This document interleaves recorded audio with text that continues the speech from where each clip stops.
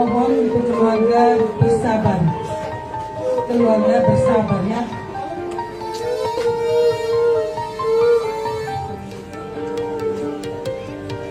Pangdam 9 Udayana Maijen TNI Piek Budiakto belasungkawa atas meninggalnya Pradalaki Cepril Saputra Namo, 23. Dikutip dari pos-kupang.com, ia terpukul karena Pradalaki Namo meninggal akibat dianiaya para senior. Pangdam sedih atas peristiwa memilukan dan menyayat hati. Saya kehilangan anggota saya Pradalaki Cepril Saputra Namo, anak kandung dari Sersan Mayor Christian Namo. Ini menyedihkan dan sesalkan, ucap Piek Budiakto. Pradalaki Namo adalah anggota Batalion Infanteri Teritorial Pembangunan 834 Wakangamere, satuan di bawah kendali Kodam 9 Udayana. Pradalaki Namo dengan jabatan Tabak Pandua 2 Ru 3 Ton Ikipan Ayonif TP 834 WM NRP 17251040300355583. Yonif TP 834 WM baru terbentuk di Kabupaten Nagekeo, Nusa Tenggara Timur, NTT. Penerimaan personel Yonif TP 834 WM Nagekeo terjadi pada Selasa, 1 Juni 2025. Acara yang diselenggarakan Korem 161 Wirasakti Kupang ini berlangsung di Pelabuhan Marapokot. Dengan demikian, Pradalaki Namo bersama personel Yonif TP 834 WM Nagekeo baru bertugas sekitar 2 bulan 1 minggu. Yonif TP 834 WM Nagekeo merupakan bagian dari program strategis TNI AD. Selain memiliki kemampuan tempur, personel Yonif TP 834 WM Nagekeo berperan aktif mendukung percepatan pembangunan dan kesejahteraan masyarakat. Terdorong oleh rasa empati dan kepedulian, Pangdam 9 Udayana Maijen TNI Piek Budiakto mengunjungi rumah duka Pradalaki Namo di Asrama TNI Kelurahan Kuanino, Kota Kupang, Senin 11 Agustus siang. Piek Budiakto tiba sehari setelah Pradalaki Namo dimakamkan di TPU Kapadala, Sabtu 9 Agustus. Maijen TNI Piek Budiakto menemui orang tua Pradalaki Namo. Ia menyampaikan ucapan duka cita. Seketika suasana haru menyelimuti. Isak tangis pun pecah. Saya mohon maaf tidak bisa secara langsung ikut pada saat pemakaman. Saya ikut merasakan kehilangan sebagai orang tua, ucap Pangdam. Piek Budiakto memahami situasi batin dan emosional yang dialami kedua orang tua Pradalaki Namo.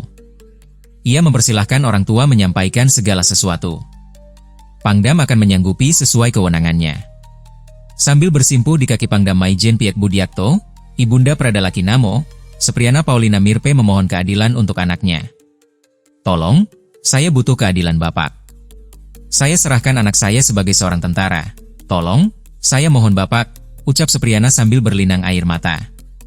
Dia menyebut Laki adalah anak kebanggaannya sekaligus penopang hidupnya. Sepriana ikhlas kalau anaknya gugur di medan pertempuran. Namun, dia tidak terima anaknya justru meninggal di tangan para seniornya. Kalau mati di medan perang saya ikhlas, tapi ini di oknum-oknum. Bapak tolong, saya mohon. Dia tulang punggung buat saya. Saya mohon keadilan buat anak saya, ucapnya. Piek Budiakto kemudian membopong dan memenangkan Sepriana. Sepriana juga meminta agar tidak boleh lagi ada kejadian serupa. Saya diputus kontak, seorang anak dan ibu diputus kontak. Itu sakit. Saya kesana dia keadaan koma, ujar Sepriana. Sepriana mengatakan bahwa foto bagian tubuh Laki yang beredar di media sosial adalah miliknya. Ia memotret kondisi anaknya ketika dirawat di RSUD Aeramo Nagekeo. Dia memohon agar tidak perlu lagi ada yang mencemooh foto-foto itu. Sepriana meminta agar tidak lagi ada fitnah terhadap anaknya. Sepriana juga menyampaikan bahwa Laki yang akan berulang tahun bulan depan, bakal memberi hadiah untuknya sebuah rumah. Namun janji itu tidak sempat terpenuhi. Dia ulang tahun bulan depan, dia janji, Mama saya akan kasih hadiah ini ke Mama, tapi saya punya anak pulang mayat, ucapnya.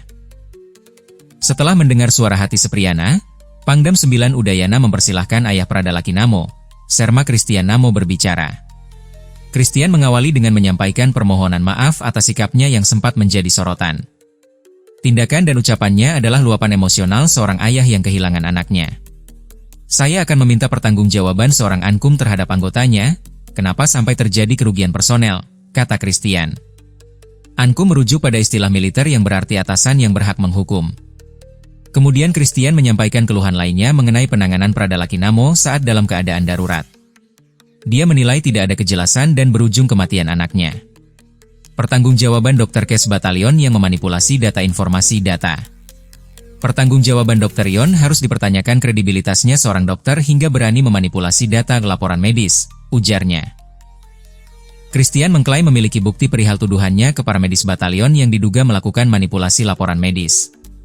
Tidak bermaksud menyudutkan siapapun, tambah dia. Dia melanjutkan, para pelaku harus bertanggung jawab dan dihukum seberat-beratnya bahkan hukuman mati, termasuk pemecatan. Christian menilai pengamanan personel tidak beraturan. Ankum harus pertanggungjawabkan semua yang terjadi di dalam satuan yang dipimpin olehnya. Proses pelaku secepatnya dengan transparan dan terbuka, katanya.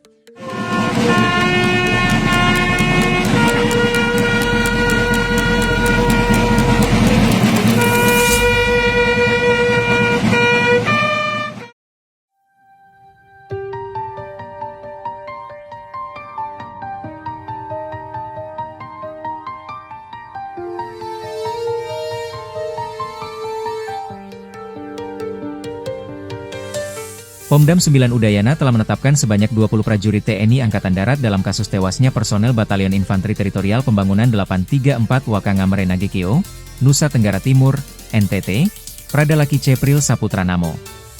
Dikutip dari tribunnews.com, Kepala Dinas Penerangan TNI Angkatan Darat, Kadis Penat, Brigjen Wahyu Yudayana mengungkapkan terdapat 5 pasal yang disiapkan penyidik polisi militer terhadap 20 tersangka tersebut sesuai dengan perannya masing-masing. Pasal pertama adalah 170 KUHP tentang tindak pidana pengeroyokan atau penggunaan kekerasan secara bersama-sama di muka umum.